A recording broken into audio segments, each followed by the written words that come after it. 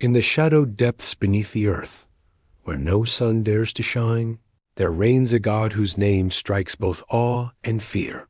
Hades, the unseen sovereign, lord of the underworld, ruler of the dead, and keeper of lost souls.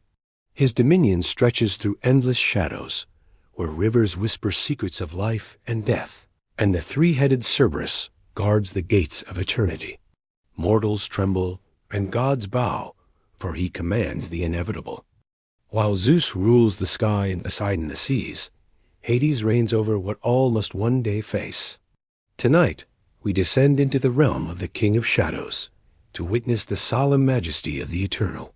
Hades was born of Cronus, the Titan of time, and Rhea, the mother of gods.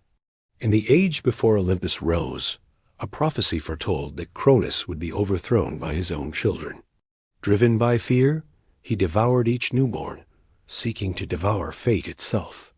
Yet Hades, along with Zeus, Poseidon, Hera, Demeter, and Hestia, was spared by the cunning of his mother, hidden away until the appointed time. When the moment of rebellion came, the children of Rhea rose against their Titan father in the great war of the cosmos, the Titanomachi shaking heaven, earth, and the abyss below. For 10 long years, gods and Titans clashed until Zeus freed the Cyclopes and the 100-handers from their prison in Tartarus. In gratitude, the Cyclopes forged legendary weapons for the three brothers: the lightning bolt for Zeus, the trident for Poseidon, and for Hades, the helm of darkness. After the Titanomachi, the three brothers drew lots to claim their domains. Zeus ascended to the heavens, Poseidon claimed the seas, and Hades descended into the deep caverns of the underworld. Here he built a kingdom of shadows, of silent marble palaces and vast halls. Rivers like the Styx and Acheron wound through endless plains, and across the asphodel meadows the spirits of the dead wandered in eternal repose. Hades is neither cruel nor capricious. He embodies the inevitability of death, a balance between the living and the lost. He is a ruler whose hand guides all mortal fates with quiet, inexorable authority. Hades wields a dominion both absolute and invisible. His kingdom stretches through vast plains of darkness, where the river Styx flows with waters of oath and shadow, and Acheron carries the souls of the departed into eternity. The ferryman Charon pilots his skiff across these dark waters, but only for those who can pay his fee, a coin placed in the mouth of the deceased. At the gates stands Cerberus, the monstrous three-headed hound, whose growl is the echo of despair. He permits all to enter, but none to leave. This is a realm of finality. Hades possesses the helm of darkness, which grants him invisibility, allowing him to move unseen among gods and mortals. Though he seldom leaves his domain, his presence is felt in sudden death, the quiet decay of life, and the inexorable pull of fate. He is not merely a god of the dead, but also of the earth's hidden wealth. The name Plowden, another of his titles, means the rich one. He governs the precious metals, gems, and fertile soil that sustain mortals above. Hades is a god of balance, feared yet just, inevitable yet essential. His power is not displayed in thunder or storm, but in the certainty of endings, the silent march of souls, and the eternal authority over life's ultimate conclusion. Among all tales of Hades, none resonates so profoundly as the story of Persephone, the maiden of spring whose beauty rivaled the dawn. One fateful day, as she wandered the meadows, plucking flowers beneath a sunlit sky, the earth split open. Hades emerged from the depths in his chariot, drawn by black steeds. He seized her, carrying her into the underworld, the world above shrieking in sorrow. Demeter, goddess of the harvest and mother of Persephone, was consumed by grief. She abandoned Olympus and wandered the lands, searching for her daughter. Her sorrow plunged the world into an endless winter, leaving mortals starving beneath gray skies.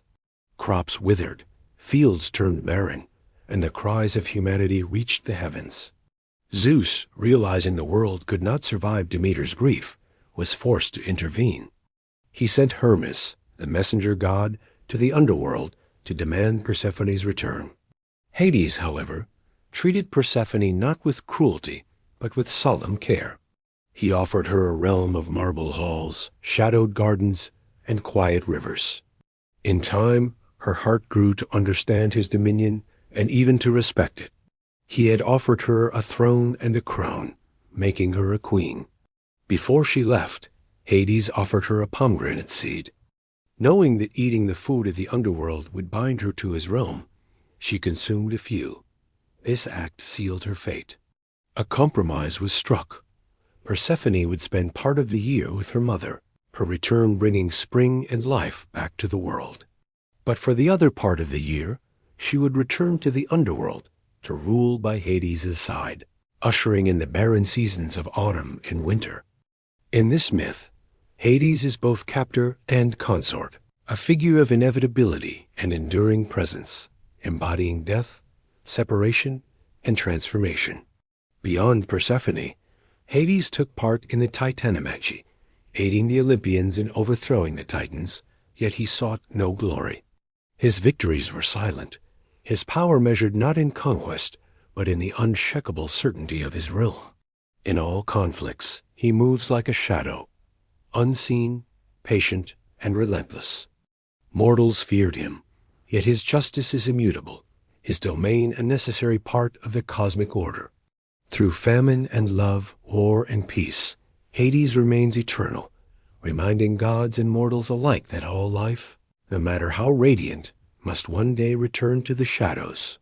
Hades is the embodiment of death and the unseen forces that govern the mortal realm. His symbols, the bident, the helm of darkness, and Cerberus, speak of vigilance, authority, and the inevitability of mortality. Unlike Zeus, who rules with storms, or Poseidon, who commands with tempests, Hades rules quietly, inexorably, through the certainty of endings. He represents the balance between life and death, the law that all must eventually surrender to shadow. Mortals honored him in silence, not with joyous festivals, but with solemn rites of burial, offerings at tombs, and festivals such as the Anthesteria, which called the dead back to the world of the living for a fleeting moment. They often avoided speaking his name, referring to him by titles like Plauton or the Unseen One, out of fear and respect. Beyond his fearsome reputation, Hades is a god of hidden wealth. Philosophers and poets have long looked to him as a symbol of mortality, inevitability, and the forces that shape existence from beneath the surface. He is not an evil figure like later depictions in popular culture, but a stern and just ruler, ensuring the cosmic order is maintained. Even today, he inspires stories of the afterlife, cosmic balance, and the quiet power that lies beneath all things. And so, we leave the King of Shadows in his silent halls, where the rivers of the underworld flow endlessly, and the air hums with eternal stillness.